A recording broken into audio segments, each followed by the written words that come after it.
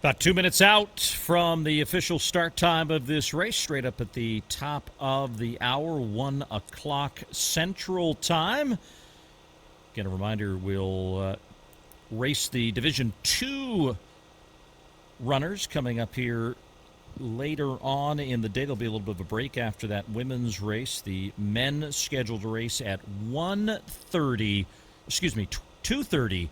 Central Time, so 90 minutes from now. So this women's race will wrap up. We'll have a little bit of a break to regroup and then have our third and final divisions here. But the Gator coming across here as the jumping commences. Keep those muscles firing, but still some enthusiasm for the effort, and why not? This is maybe something you wouldn't consider ideal, but you're still standing at the start line of a championship race in your division in junior college. The best of the best are here, and they're ready to race for a national title. Division I women going to race at 5 kilometers. Let's see if they can stay on the line, because the guys couldn't, as they were a little antsy getting off the line in the early going. Final instructions here from the official with the flag up, and we'll be ready to race in less than a minute. Very eager the guys were. Absolutely had to reset a couple of times. I think the women will be a little calmer, ready to go. See some leggings and some other attempts to try to keep as warm as they can. Guns should be up here any moment, and we'll be getting to racing in Fort Dodge, Iowa.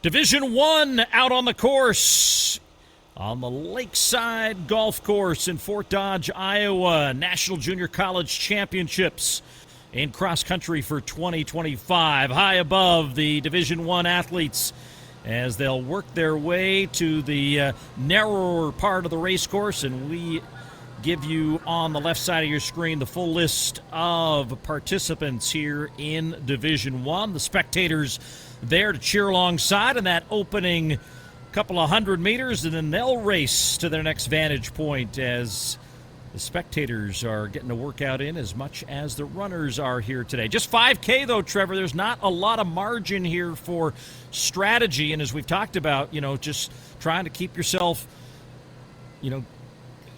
keyed into the course and the conditions here. We do know that if the coaches haven't been saying it, it's been pretty obvious that the athletes are telling themselves, use those tread marks as the race course, path line, as it were. It's the easiest way to figure out where you need to go. Well, we talked about it. If you're just close to the leader, maybe you don't need to quite lead. I don't know how much wind resistance will be offered, but follow the tracks like you said, and maybe that's one of the advantages of coming a little later in the day. You worry about the footing, like I mentioned, but perhaps the well-trod path makes up for that.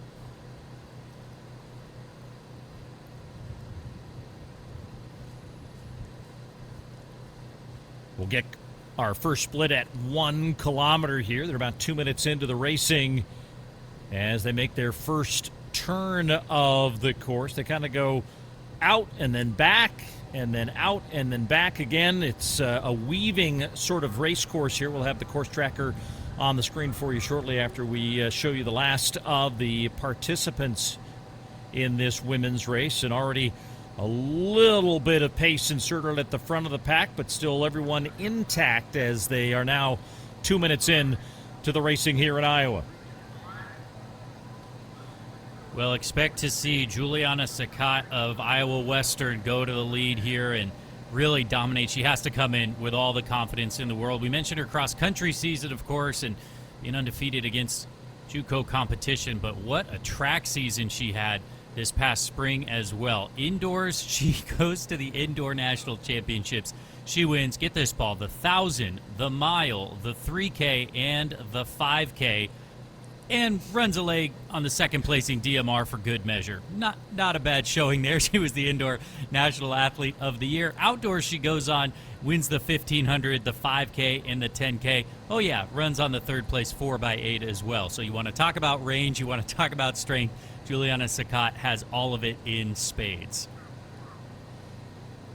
Stationary camera down below, the gator up above, following the leaders here as they're going to close in shortly on that first kilometer. First chance to reset the leaders in front, and as well that race within the race for the team title, that timing apron right about there. So those start to populate here in short order, and Millicent Wafula of Odessa taking the weather in stride literally right now, as she will have the unofficial, co-lead as Mildred Rono right next to her from Hutchinson in 3:26.4. But Sakata's there, Mavuka of El Paso, Bifa of New Mexico as the favorites. And look at that. It is single file running in each of the gator treads on the left and the right of this course. That is the one place you have a chance to feel the ground, and the compacting that gator is doing is kind of an assist right now in these conditions. Yeah, that's definitely going to help, and every step matters, especially the cross-country course when you're going up and down and around. Every step matters, riding that inside line as much as possible, keeping your footing, not losing any wasted energy to slipping and sliding. But look at our top four here. It's kind of starting to go according to form. Wafula, who we mentioned, and even Yedida Bifa of New Mexico Junior College is one that could challenge as well. So keep an eye on all of those, but no surprise to see our leaders, who we talked about, starting to gap the field. Yeah, and on the team side, Odessa really comfortable and controlling ownership of the lead after the first kilometer. 64 points for them. First, 6th, 7th, 23rd, and 27th is their spread. Hutchinson with 120 points, 29 points rather, just 3 points ahead of El Paso. Good battle for those next few places, with New Mexico with 140 points, Iowa Western with 145 points. But still a bulk of this race to run, but the leaders starting to break a little bit away from the rest of the field. It's now a grouping of 4 women here in front as they make their way to the 2K split, which is about a minute or so away. All of these splits matter in both races, don't get me wrong, but it's just goes by so quick on the women's side. I like that. Is that a Reavers flag there flying? I'll say it again. Cross-country fans are hardcore, absolutely. But yeah, every split matters here as they start to tick these off, and there's just not a ton of room to make your move. And on a course like this, without really big elevation changes, there isn't some dramatic time to push hard on the gas pedal. It is just a long, hard slog to push past where you're going to end up being. And so every spot matters. Every place moved up is a big, big difference. And like we said, Odessa probably has this one, and short of anything catastrophic. But I think this team battle up front, the individual battle could get pretty spicy.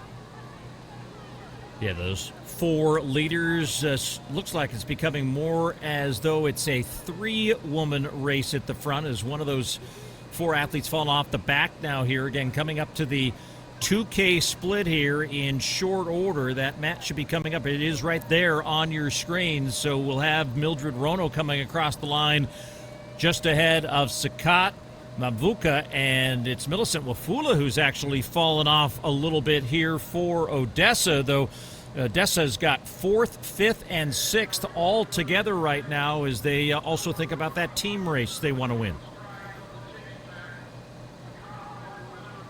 Yeah, all eyes on the team trophy, certainly. And, there's something to be said for, I don't want to say sacrificing your individual result, but if you're the lead runner and you know that there's somebody like Sakat or Rono who's maybe just a tick better than you on the season, you kind of have to look left and right and say, okay, I need to preserve my position here. I can't flame out by trying to go with the leader if I just don't have it in me right now. Or if there's, I'm not quite at that caliber yet of the leaders. You need to preserve that spot. You can't it's one thing to go from third to fourth, but you can't try to go to first and blow up and end up in 10th. I mean, those are the things that can really tank, what seems to be a sure team championship very quickly. Odessa still comfortably in front now, but it's Iowa Western up into second position with 131 points. El Paso just a point behind them, and this again all unofficial in real time as they work through the official results. Hutchinson, even though they're leading the race, back in fourth overall, trying to get in that podium position for a team trophy as well. In New Mexico Junior College currently in fifth, but we're probably over halfway now into this women's race, Trevor, and it really has broken wide open for Mildred Rono, and maybe, helped by watching just a few minutes ago teammate Cornelius Kogo on the men's side take the victory, and that kind of building some confidence that the training going on in that program has set these folks up to be successful on a championship kind of day. Oh yeah, I don't care if it's on the men's side or the women's side. If you see, a teammate of yours, someone wearing the same jersey as you, go and get a win, that is very, very inspiring. And you have to think that lit a fire for the Dragons, if you will, for the Blue Dragons of Hutchinson. And from that drone, the turn now as the Gator continues to lead this group through the third kilometer of the race, and see that margin for Mildred Rono. Sakat and Mavuka are in a nice battle for second and third, it would appear right now. And then Wafula leading that contingent from Odessa, still thinking about that team race as well. But Rono in command here right now, just about 10 minutes in.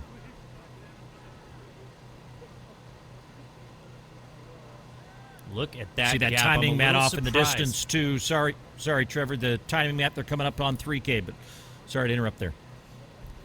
Yeah, I will see what Sakat has, but as you said, we knew that these were going to be the two out in front. Mildred Rono of Hutchinson, certainly no slouch, and Sakat got the better of her in that head-to-head matchup, but Rono, I guess, looking for her revenge and looking to make it a clean sweep for Hutchinson. Sakat still might have a little bit something here. She's the Ghanaian national record holder over 5K, sub 16-minute runner, so she's definitely got the strength and has run the half marathon well also. But she's, 16 seconds back now of Rono. And then Mavuka with 3 seconds gap on Sakat in third. And Wafula, another 7 seconds back of that in fourth. Odessa, though, still running 3 runners in positions 4, 5, and 6 as they continue to control things on the team race side. Meantime, Rono, this is that little side hill turn where you got to be a little bit careful not to lose control. And, absent something catastrophic like a fall right now, she continues to add distance between her and the rest of the field, trying to close in on this individual Division I title. Well, this would be so impressive if she's able to take down Sakat. A big, big win for Hutchinson and for Rono, because Sakat is such a worthy opponent. And, you mentioned it, Paul, that this is often the coming out party. Of course, we know it's kind of the training ground and moving on to the next level, looking at the four-year universities and potentially going on to run professionally or representing your country, as so many of these athletes do. But this is where it can happen. This is a breakout type meet at a championship. All eyes are on you. You come in on the form chart, it says one thing on paper, but they don't run the race on paper, especially not on a snowy day like this. So Rono, we knew that these top two were head and shoulders above the rest of the field, and Rono is showing us that she's even better than the rest. See Odessa now with 58 points unofficially through 3 kilometers. Iowa Western in that battle with Hutchinson and El Paso and New Mexico for places 2 through 5. You looked at some of the former winners here, Trevor, and you kind of mentioned this being the stepping stone. You got, Sally Kipiego had won a title here back in 2005 for Central Arizona. Diana Nakuri, who's still been running competitively these last few years on the roads. out of Paradise Valley, Arizona, won the title in 2004. And right now, Rono well on her way to establishing herself as a member of that all-time list of junior college champions at the Division I level, as she now reaches 13 minutes on the clock and little over a kilometer to go, and that lead continues to grow. Yeah, Olympic medalist Sally Kipiego, Texas Tech alum, Reckham Tech.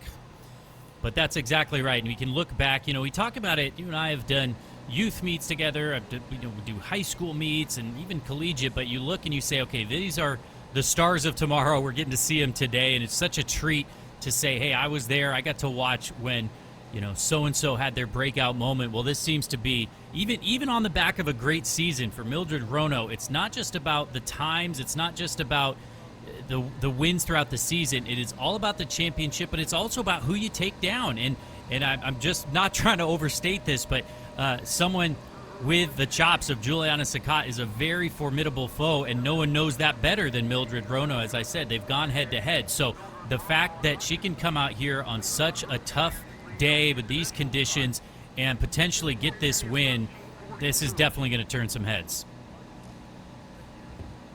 And Trevor, she's come through 4K in 13:42.4, and she has absolutely opened up an insurmountable gap on the rest of the field. Sakat is in second, but crossed the line at 4K in 14:11.3, so almost 30 seconds now, the difference between Rono and Sakat. As really not much change in the top order there, though the top five pretty much also away from the rest of the field, as this field has really spread out over the last couple of kilometers. There you see the top five, and still waiting for sixth place to come through. Now Sadug is from Odessa coming through. So Odessa's kept those three, Wafula, Musi, and Sadug, all together, and that is also making the team race insurmountable, as Odessa looks like they're on their way to what was expected to be a dominating victory, and almost no doubt that that's going to occur here into the closing stages of this race. Something else you mentioned, Paul, that I'll reiterate is those half marathon championships coming up. Sakat is entered in the half marathon championship. She's one of the fastest Ghanaian half marathoners ever. She's run 1:16. So I wonder if that was part of the strategy for Rono coming in, saying, hey, if I can get to maybe 2K and start to open up a gap, maybe kind of make her think twice. Does she really want to chase me, tire those legs out a little bit? I don't know. Maybe 3 days is plenty enough to come back from a 5K on a not the hardest course out there, but on a tough day for a half marathon. I'll leave that to the pros, but maybe that was part of the strategy, and maybe Sakat is kind of looking around saying, hey, I'm firmly in second here, I'll hang on to that, and Rono is just running away with this thing. And Hutchinson running away with both the men's and women's titles here in Division I, so good individual accolades for that program, but they're also in the battle here for a trophy as well on the team side as we await the official team scores. Odessa with 57 points through 4 kilometers. Iowa Western in second, El Paso in third, and Hutchinson now currently in fourth. But now through the 3-mile mark and coming into the closing stretches of this race, Mildred Rono of Hutchinson is closing in on a national title on this snowy day in Iowa.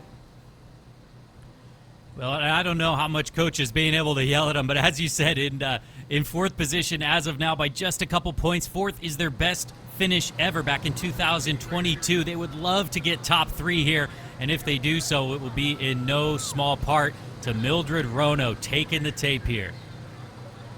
The freshman in her first appearance at the Junior College National Championships is the national champion in Division I, 17:11.1, as Hutchinson sweeps the men's and women's divisions here in Iowa. And that is a very respectable time. Last year's champion, Elizabeth Ilanda of Odessa, went 17:08. But that is a very, very solid time in these conditions. Only 2 athletes came in under 17 minutes on the form chart here on the individual time-wise. It was Sakat and Rono, but really, really good run from Rono, not just comparatively, but really against the clock, too. I mean, given the conditions, that was remarkable.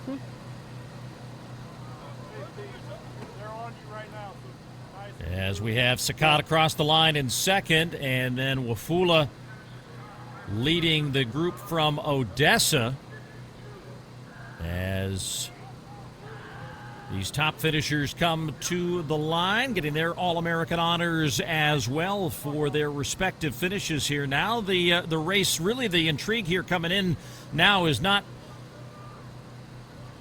Odessa getting caught for the winner's trophy, but a really good battle behind them for places 2nd through 5 with 1 kilometer to go.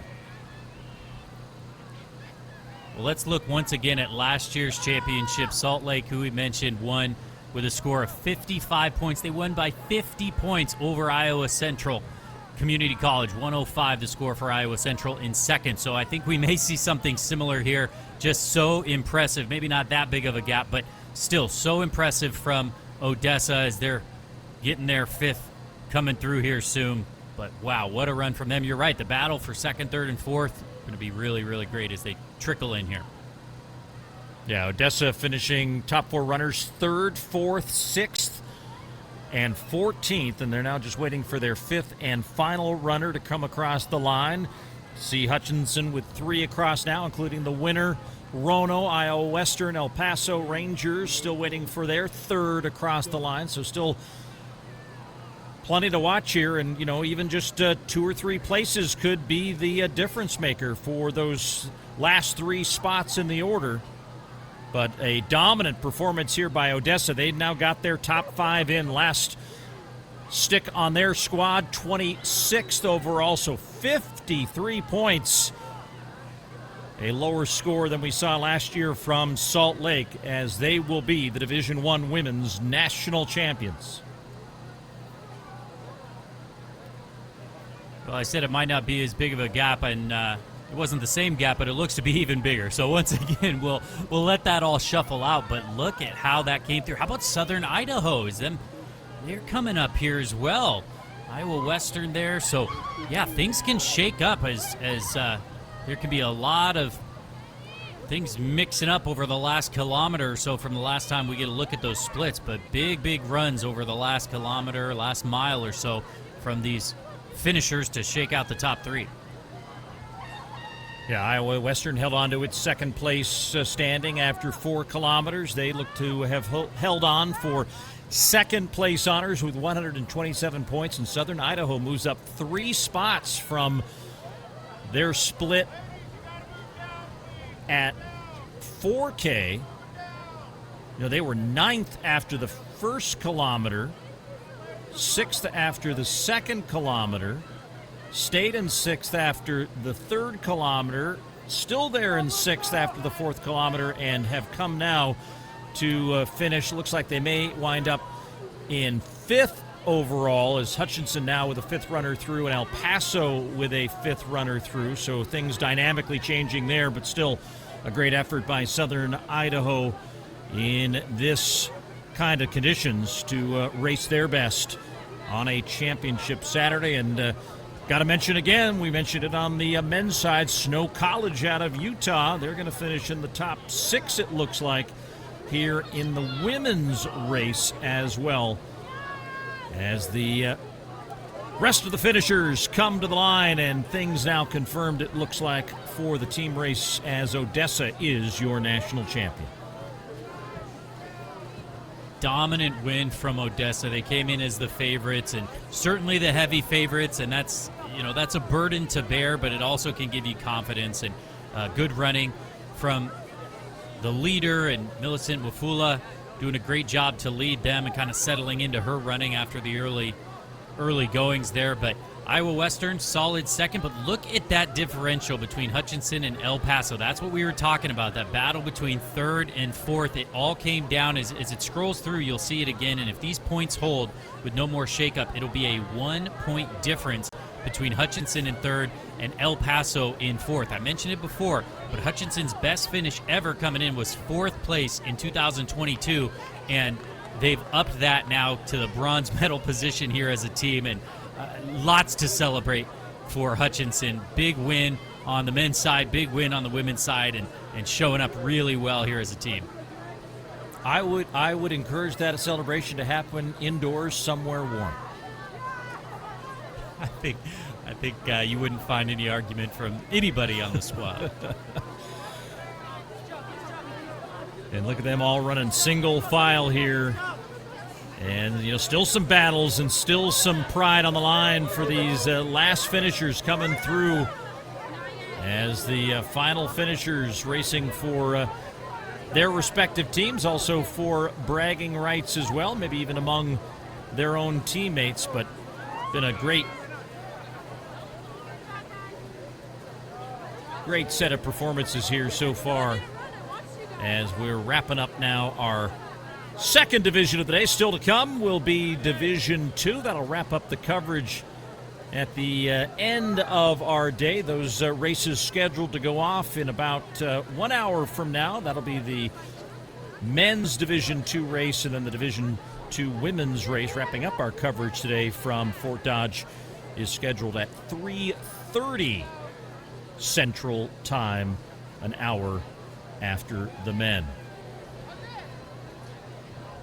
And I don't care if I sound like a broken record, Paul. I cannot wait to see these finish line photos because this is just going to be incredible for all of these athletes coming across with the snow and the bundled up fans behind. I mean, this is really just iconic stuff, and it's a ton of fun. It's a challenge while you're there, and probably plenty of wet, soggy shoes as fans and coaches and parents and everybody. But boy, when you look back, I think this is going to be a great memory. And like I said, those finish line photos are going to be awesome to see. Well, all these athletes giving it their best under less than ideal conditions. But if you love cross country, you'd call this embrace the elements, and can't control what Mother Nature will throw at you. And again, yesterday was a beautiful sunny day in Fort Dodge. A lot of smiling faces out of the course getting ready for things, and then storm rolls through today. We thought maybe it would roll through fast enough that maybe the snow would let up by the time the final races were to come. Still, about an hour between the next races, so we'll see what conditions do here over the course of the next 60 minutes. But wrapping up our Division 1 racers with our final finishers here. 169 women across the line here in the 5K final. And according to this, Kogo of Hutchinson winning on the men's side. Iowa Central took that team title on the men's side. Mildred Rono, also from Hutchinson, is the women's winner, and Odessa will be the national champion in Division 1 in 2025.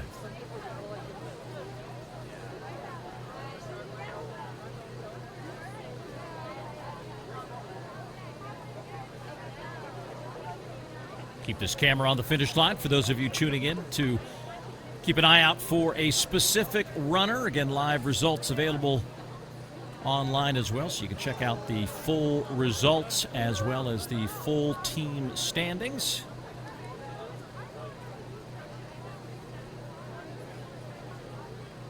I wonder how they dole out those jobs, Paul. You get the snow shovel job at the finish line. I think that's a pretty important one, though, as you're completely spent and trying to find your footing. You know, your brain kind of says, okay, we're done now, right? And you just aren't paying quite as much attention, so maybe getting a little better footing there is worth it. I think the runners just appreciate it because it's like a green oasis in the midst of just seeing all bright white, as that finish line is a welcome relief for just 5 kilometers of work, but in conditions that tested even the best of the runners today. But Mildred Rono was the one who was able to traverse this course better than the rest, winning in a very comfortable 17:11.1. In fact, that difference between her and Juliana Sakat of Iowa Western was over 41 seconds, our largest margin of difference here as we go back and look some of the replays here. I mean, Rono didn't really take control of this until kind of the middle part of the race, and again, not a lot of time to make strategic moves, but when she committed, there was just no one else that would respond to the pace she would insert in this race today. We said it coming in that our top 2 or 3 were really better than the rest, and they showed that here. We saw Millicent Wafula of Odessa kind of go out early before settling into that 3rd position, but Rono overtaking Sakat, not intimidated at all, avenging that 1 second loss from earlier this season, and then some. She gets the big win here. As you said, making that move about halfway through. She had 14, 15 seconds or so on Sakat at the 3K split, and then a big smile for the winner. Got the jacket on, getting warm, and now she's with Mike J. Women's champion, Mildred Rono, Hutchinson Community College, a 41-second win today. Does that surprise you that you won so easily? Yeah, the course was good for me, though it was snow, and I make it. Yeah, I'm so happy. Yeah, because it was my first time running on a snow. Yeah. First time in the snow running. How did that go for you? Did you like it? Yeah, I like it. Yeah. A little bit cold now. So you had an outstanding season as a freshman. You were region champion and now the national champion. That's a very big deal. Was that one of your goals coming into the season, to win it all, or just play it out as it came along? Yes. Are you surprised that you won? Yeah, I'm surprised that I won the national. Yeah. That is a big deal. And to win it very handily, and your team ran well today too. So congratulations on a great day. Thank you so much. Mildred Rono, ladies and gentlemen, your Division I champion. Thanks very much, Mike. And more importantly, Mildred Rono, she's undefeated racing in the snow, the new Division I National Junior College champion. We'll step aside, a little extended break, and we'll be back with the Division II races after a short break.